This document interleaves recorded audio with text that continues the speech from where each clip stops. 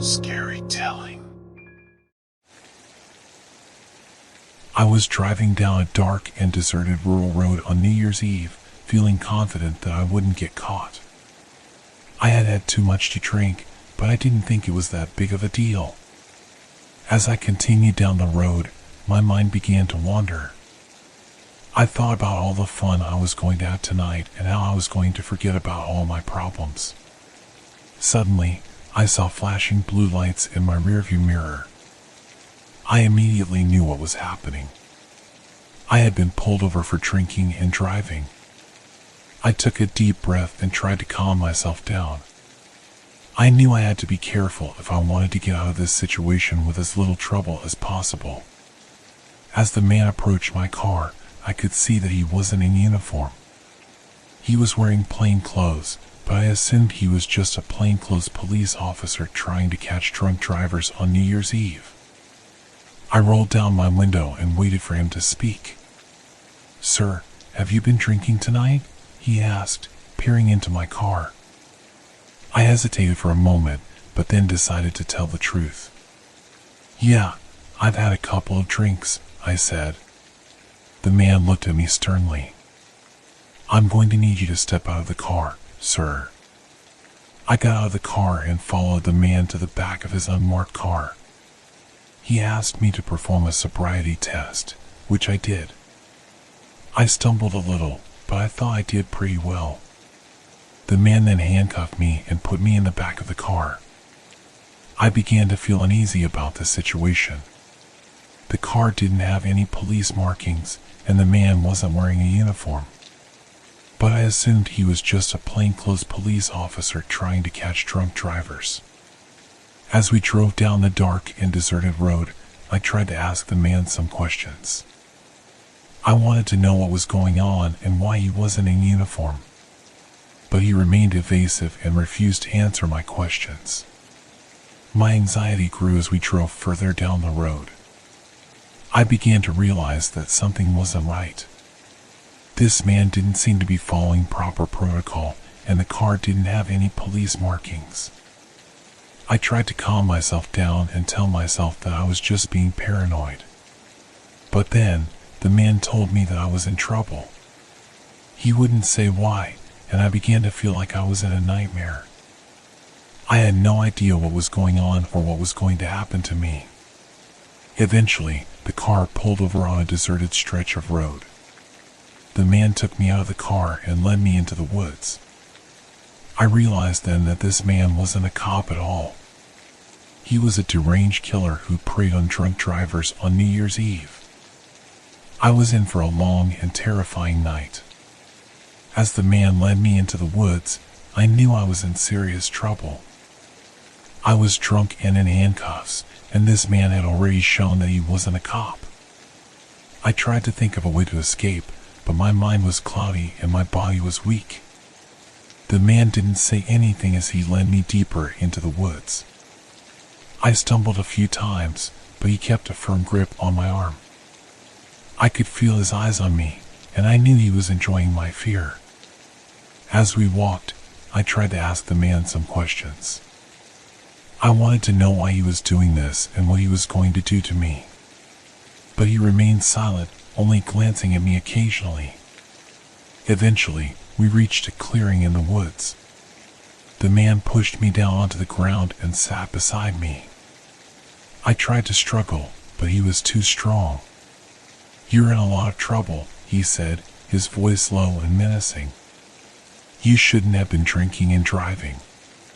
That's a very bad thing to do." I tried to calm myself down and think of a way out of this situation. I knew I had to stay alert and be ready to escape if the opportunity arose. Suddenly, the man stood up and walked away. I tried to get up and follow him, but my hands were still cuffed. I sat back down and waited for him to return. After a few minutes, the man came back and sat down beside me again. He was holding a knife in his hand.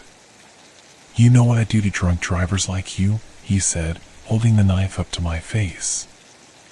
"I make them pay for what they've done. And you, my friend, are going to pay dearly." I tried to move away from the knife, but the man was too quick. He grabbed my hair and pulled my head back, exposing my neck. "I could kill you right now," he said, holding the knife to my throat. "But I'm not going to. Not yet, anyway. I have other plans for you." I closed my eyes and tried to think of a way out of this situation. But I knew that I was in serious trouble. I was alone in the woods with a deranged killer, and I didn't know how I was going to get out of this alive. The man stood up again and walked away. I tried to move, but the handcuffs made it impossible. I was completely at his mercy. After what felt like hours, the man finally returned. He had a sick smile on his face and a glint in his eye. "You're going to have a lot of fun tonight," he said, dragging me to my feet. "But first, we have to get you ready." He began to remove my clothes, and I knew that I was in for a long and terrifying night. As the man removed my clothes, I felt sick to my stomach. I knew that I was in serious trouble and that there was no way out of this situation. I had made a mistake by drinking and driving, and now I was paying the price. The man laughed as he stripped me down to my underwear. He seemed to be enjoying my fear, relishing in his power over me. "Time for some fun," he said, grabbing my arm and pulling me along behind him. We walked deeper into the woods, and I began to feel disoriented. The man had taken my clothes, my phone, and my dignity. I was completely at his mercy. Finally, we reached a clearing in the woods. There was a small cabin there, and the man dragged me inside. It was cold and damp, and I shivered as he shoved me onto a dirty mattress. "Make yourself at home," he said, locking the door behind him. I tried to think of a way out of this situation, but my mind was foggy from the alcohol and the fear. I knew that I had to stay alert, though, if I wanted to survive. The man returned a few minutes later, holding a bottle of whiskey in one hand and a knife in the other. "Time to have some fun," he said, pouring me a drink. I tried to refuse, but he forced it down my throat. The whiskey burned as it went down, and I felt sick to my stomach. The man laughed and poured himself a drink. He sat down next to me and began to tell me stories about his other victims. He seemed to take pleasure in describing the gruesome things he had done to them. I closed my eyes and tried to shut out the noise, but it was no use. The man was in control, and I was at his mercy. Suddenly, he stood up and grabbed the knife. "I have a surprise for you," he said, grinning. He walked over to a corner of the room and pulled back a curtain. There was a woman tied up there, looking terrified. "Meet my other victim," he said, laughing. "You two are going to have a lot of fun together." I felt sick as I looked at the woman. She was young, and her eyes were wide with fear. I knew that we were both in for a long and terrifying night. The man began to torture us, playing sick games and taunting us with his knife. We tried to escape, but there was no way out. We were trapped in this cabin, at the mercy of a deranged killer. As the night wore on, I began to lose hope. I knew that I might not make it out of this alive, but I was determined to fight until the bitter end. I wasn't going to let this man win. As the night wore on, the man continued to torture us. He seemed to be enjoying our fear and pain, reveling in his power over us. I tried to stay strong, but it was becoming more and more difficult. Finally, I saw an opportunity to escape. The man had become complacent and had left his knife on the ground next to me. I waited until he was distracted, and then I grabbed the knife. I cut my restraints and then helped the other woman cut hers. We quickly ran out of the cabin and into the woods. I could hear the man shouting behind us, but we didn't stop. We ran and ran, not knowing where we were going. I could feel my heart pounding in my chest, and my legs were shaking from exhaustion. But I didn't stop. Finally, we saw lights in the distance. It was a police car, and I knew that we were saved. We ran towards the car, and the police officers got out and helped us. I tried to tell them what had happened, but my words were slurred from the alcohol and the fear. They took us to the hospital, where we were treated for our injuries.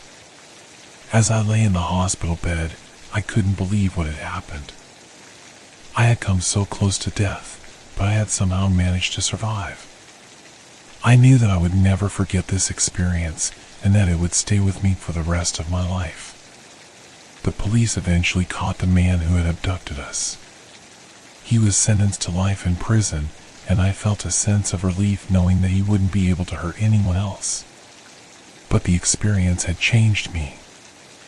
I was no longer the carefree person I had been before. I had seen the darker side of humanity, and it had left a permanent mark on me. I knew that I would never forget the terror I had felt that night, and that it would continue to haunt me for the rest of my life. But I was also grateful to be alive, and to have a chance to make something of my life. After the ordeal, I tried to return to my normal life, but I found it difficult to do so. I was plagued by nightmares and flashbacks, and I had trouble sleeping at night.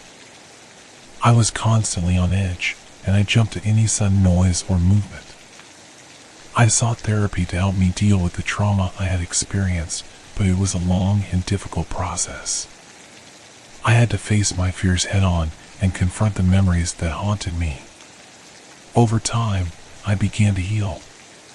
The nightmares and flashbacks became less frequent, and I was able to sleep through the night without waking up in a panic. I began to feel more like myself again, and I even started dating again. But I knew that I would never forget what had happened to me. The experience had changed me, and it had left a permanent mark on my psyche. I had seen the darker side of humanity, and I knew that it was a part of me now. Despite everything, I was grateful to be alive. I had a second chance at life, and I was determined to make the most of it. I started volunteering at a local shelter, helping other victims of trauma and abuse.